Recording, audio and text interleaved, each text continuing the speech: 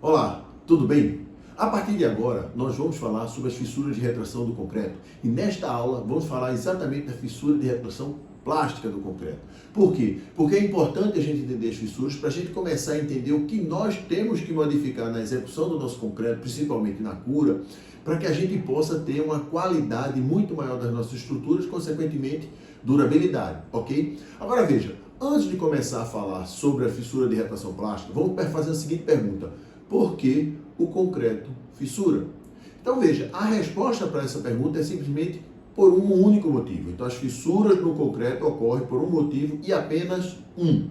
Ou seja, quando sua resistência à tração inerente é excedida pelas tensões de tração líquidas induzidas dentro de sua matriz.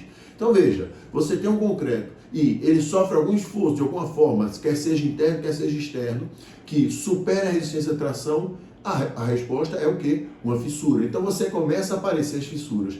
E veja, como nós colocamos o concreto armado, ou seja, nós colocamos o aço do concreto armado, porque o concreto armado também fissura. Pelo mesmo motivo, ou seja, porque algum esforço interno ou externo sobre uma determinada peça estrutural superou a resistência à tração do compósito concreto, ou seja, do concreto armado.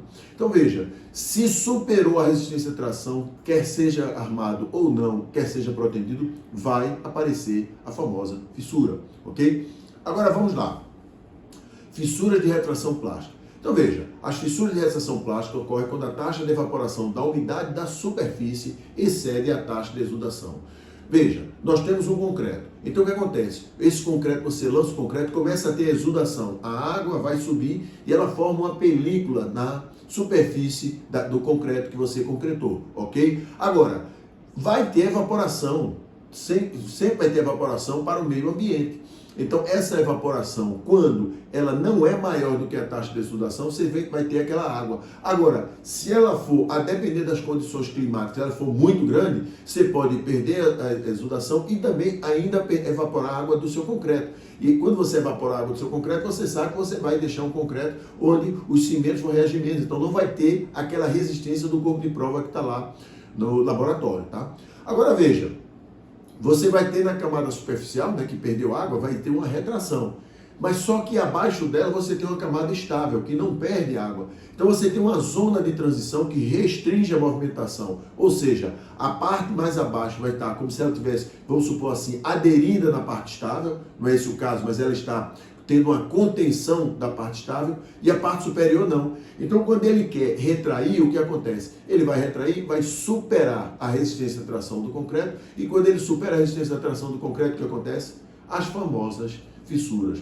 Agora, a gente tem que lembrar o seguinte: onde é que você coloca o piso na sua laje? Exatamente na superfície superior.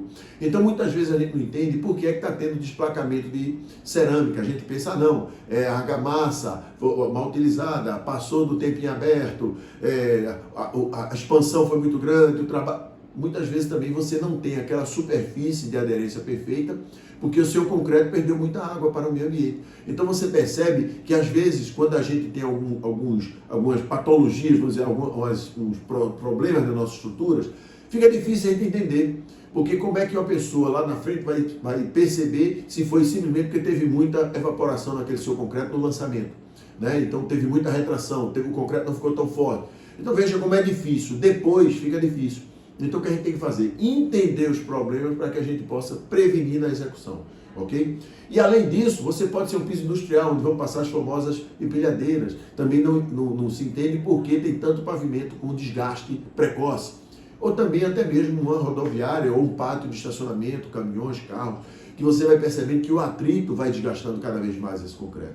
Então você percebe que é importante a gente entender essa retração para que a gente possa tomar mais cuidado na execução. Lembre-se dos vídeos anteriores, o nosso concreto tem mais tendência a fissurar por causa das modificações do cimento.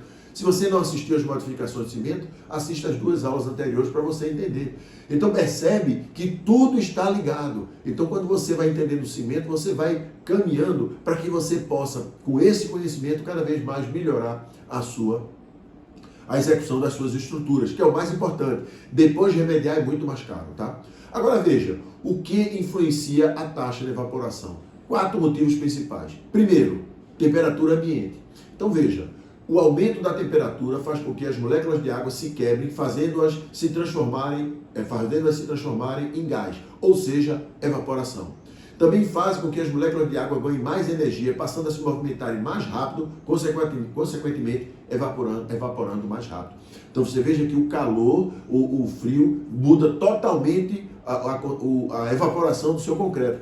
Então você veja que na mesma região você está construindo um prédio, ele vai subindo, você está no verão, daqui a pouco chega o inverno, a taxa de evaporação muda. Você começa no inverno e vai no verão. Se você constrói da mesma maneira, pode ser que você esteja naquela fase de maior calor, você pode estar tendo uma maior evaporação. Tá? Segundo, radiação solar. A radiação solar faz aumentar ainda mais a velocidade das moléculas da água, favorecendo a evaporação. Então veja, você tem a temperatura ambiente, se você está construindo a céu aberto, ou então aquelas situações de um galpão que você está no calor e tem um ponto do galpão que entra os raios solares. Então você percebe que ali você pode ter mais problemas. Por quê? Porque você aumenta ainda mais a velocidade das moléculas da água. Terceiro, umidade relativa do ar. A umidade relativa é a quantidade de vapor de água na atmosfera circundante.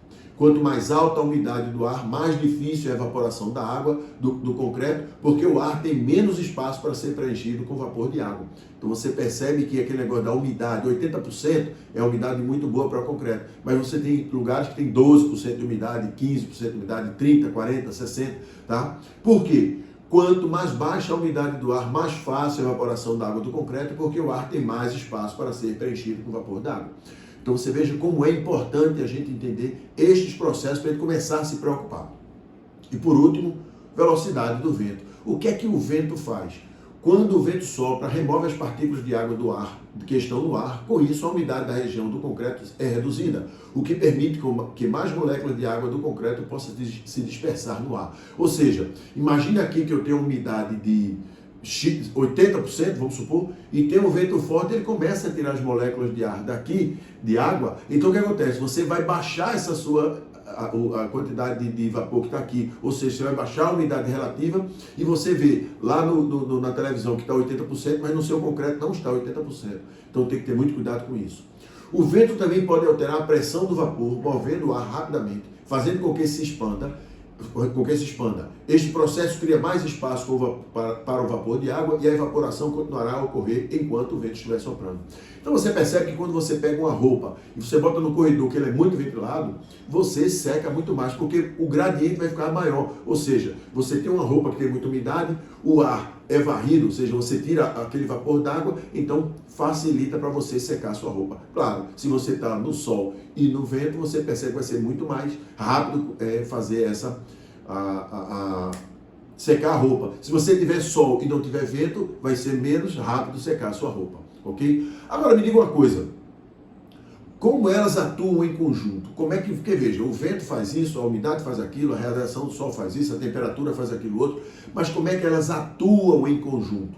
Então veja, isso aí é assunto para a próxima aula. Como determinar a taxa de evaporação do concreto. Ou seja, na próxima aula nós vamos ver como determinar essa taxa, né? Porque quando a gente entende o que é que cada situação faz no nosso concreto, a gente tem os equipamentos corretos, a gente começa a tomar atitudes a depender da estação do ano, a depender daquela temperatura, a depender do tempo.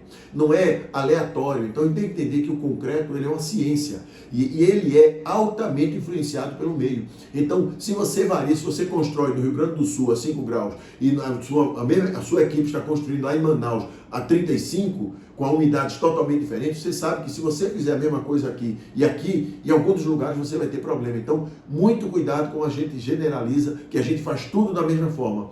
Vamos entender para que a gente possa cada vez mais construir com qualidade, ok? Aguardo você na próxima aula para a gente conversar sobre como determinar a taxa de evaporação do nosso concreto. Até lá!